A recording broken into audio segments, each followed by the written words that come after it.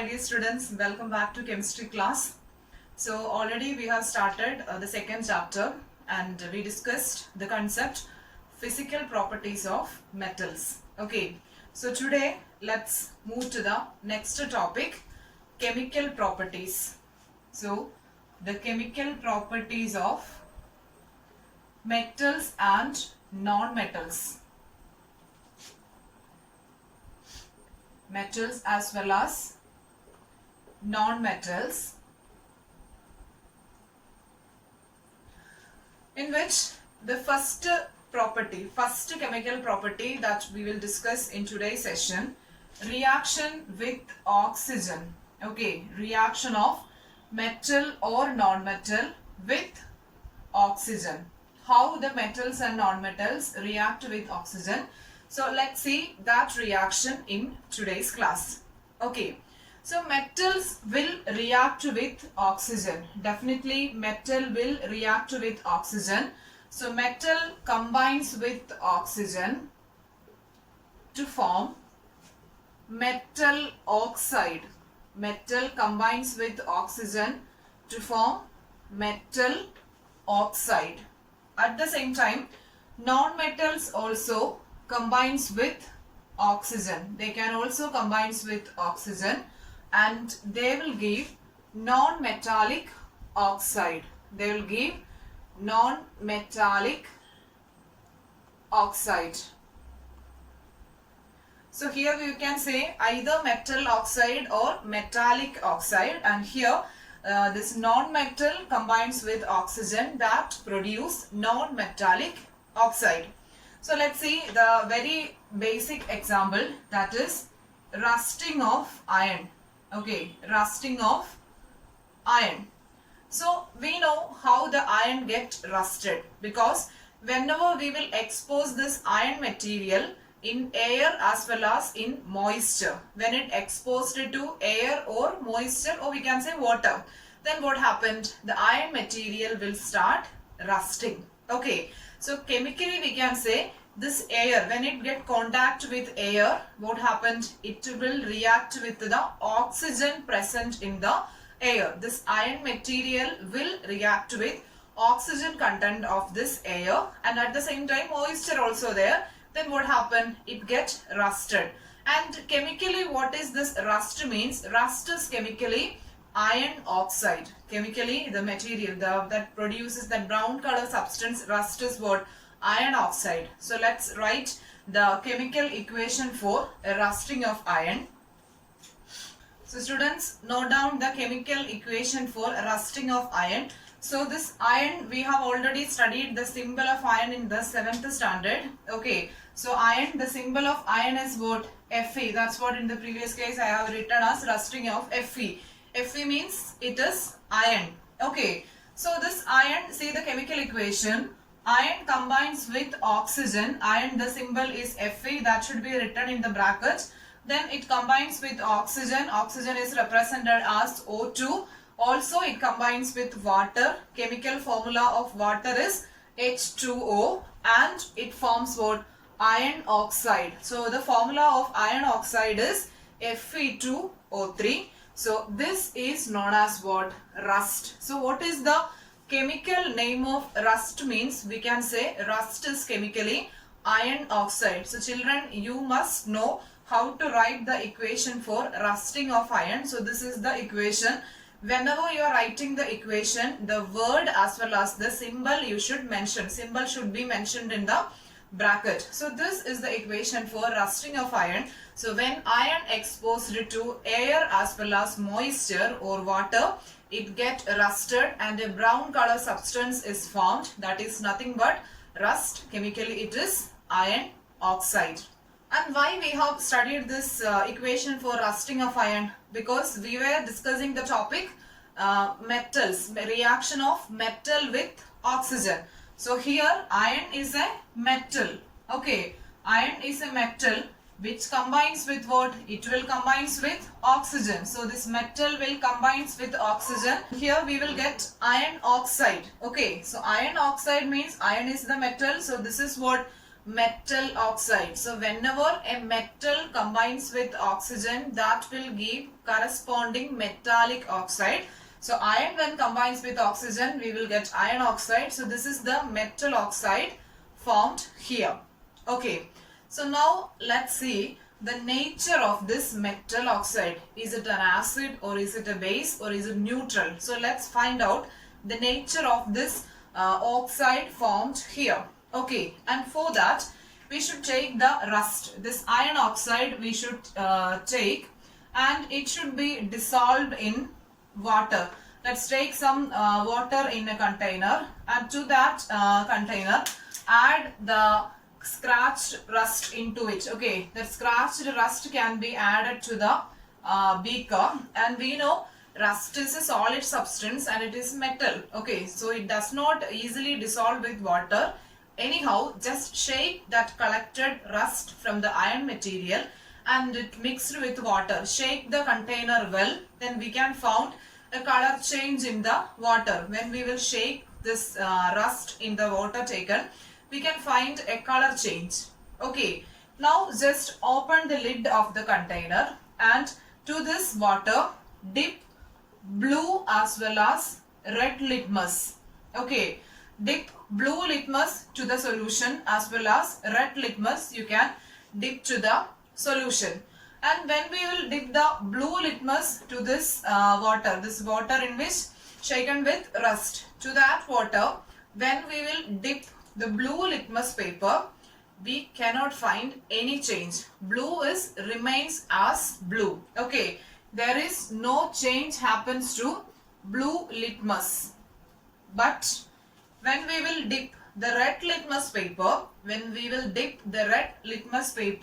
to this water in which rust is mixed, we can find the red litmus turns to blue. Okay, the red litmus turns to blue. That indicate, what it indicate? If red will turns to blue means, is it acid or base? It is base. Okay, so we can say this nature of this iron oxide is what? It is basic. Okay, the iron oxide is basic. It is not acidic. The iron oxide is basic. So generally we can say metal when combines with oxygen, it will form metallic oxide, and metallic oxides are basic in nature. Metallic oxides are basic in nature. Remember that point. Okay, so now let's see one more example, that is magnesium. Magnesium is another metal. Maybe you have seen the burning of magnesium ribbon in last year. I don't know. So this magnesium when combines with oxygen, okay, magnesium when combines with oxygen, we will get magnesium oxide. We will get magnesium oxide. So its formula also we can write. Magnesium, the symbol of magnesium is Mg, and oxygen is O2. When this combines, we will get magnesium oxide. Its formula is MgO. Okay, so whenever you are studying this word equation, please go through the symbols too. That also we need. So children, just understand, whenever a metal reacts with oxygen, it will give metal oxide, and all the metal oxides are basic in nature. If one activity is asked means, you can just use this activity of this rust. The same way, if we will collect this magnesium oxide and it is also shaken with the water, and to that water if we will dip the blue and red litmus paper, the same change we can observe. The red litmus will turns to blue in that case, and the blue litmus will remain without any change. Okay, so children, I think the concept is clear. Metal will react with oxygen, gives metallic oxide, and all the metallic oxides are basic. And we have discussed the case of non-metals also. So non-metal will combines with oxygen, and that will give non-metallic oxide. So definitely metals as well as non-metals will combines with oxygen and gives corresponding oxide. So let's see one example for this non-metallic oxide. So take sulfur.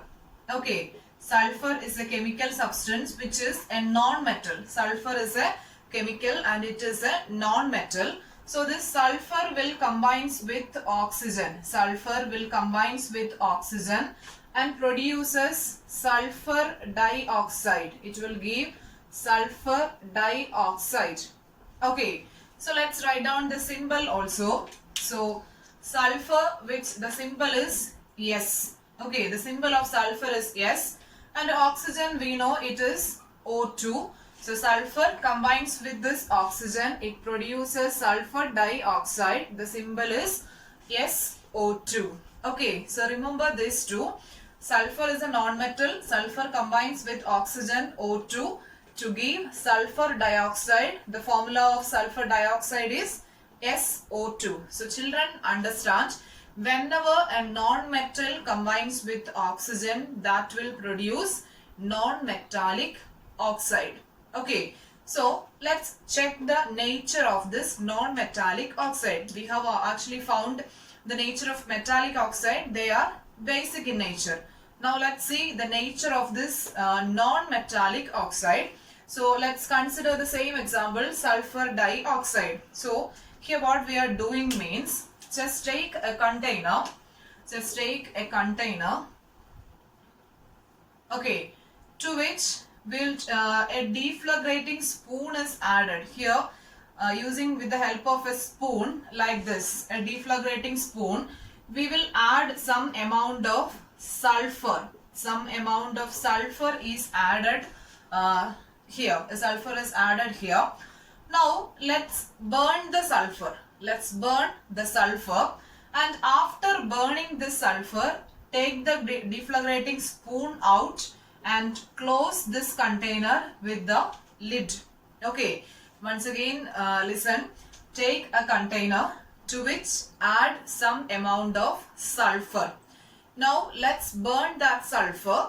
When it starts burning, remove this, it should be closed with the lid. The spoon should be removed, as well as that container must be closed. Then what happened during burning? That gas will be remain in the container itself. That gas does not escape out. For that only we will close the container with lid. Okay, so it should be transparent glass vessel, so we can see whether the burning is completed or not. So now after some time, what we are doing means, just move the lid of this container and add some water into it. Okay, here we could find only the gases, that is sulfur will react with oxygen here and it will give what? Sulfur dioxide. So now to that container add a little of water. Okay, to this container add a little of water. Then this gas will dissolve in the water. Now again take blue and red litmus. Blue and red litmus and dipped into this water. Then we could find, when we will dip the blue litmus, blue will turns to red. That indicate the non-metal oxides are acidic in nature. The non-metallic oxides are acidic in nature. And to the same solution, if we will dip the red litmus, there is no change. We could find any change. We could not find any change in that red litmus paper. Okay. So children, I think it's clear. We have studied the simple concept, reaction of metals and non-metals with oxygen. Both react with oxygen, gives metallic oxide as well as non-metallic oxide. Metallic oxides are basic since it will turns red litmus blue. But non-metallic oxides are acidic since it turns blue litmus to red. Okay. So the example for the non-metallic oxide is sulfur dioxide. So to the sulfur dioxide we will add water. Then what happen? It get dissolves, and that water we will check with blue and red litmus paper, and that will gives the corresponding result. And here why this change occurs? Blue litmus, why it turns to red means the chemistry behind it is this, because the sulfur dioxide formed when we add water. What happens? Sulfur dioxide will combines with the water and that will give sulfurous acid. That will give sulfurous acid, not sulfuric acid, sulfurous acid. So note down the formula. Sulfur dioxide is SO2, which combines with water H2O and gives H2SO3. The formula of sulfurous acid is H2SO3. So this is the reaction happens because to the sulfur dioxide gas formed here when it burns, okay, to that gas when we will pass water, what happened? That gas will dissolve in the water and that will form an acid. Since there exists the presence of an acid, that is why blue litmus turns to red. So we can confirm the non-metallic oxides are acidic. So okay students, that's all about today. So I think the content is clear. So if you have any doubts related to this content, please note down and that we can discuss in the live session. Okay, so thank you all and see you in the next class.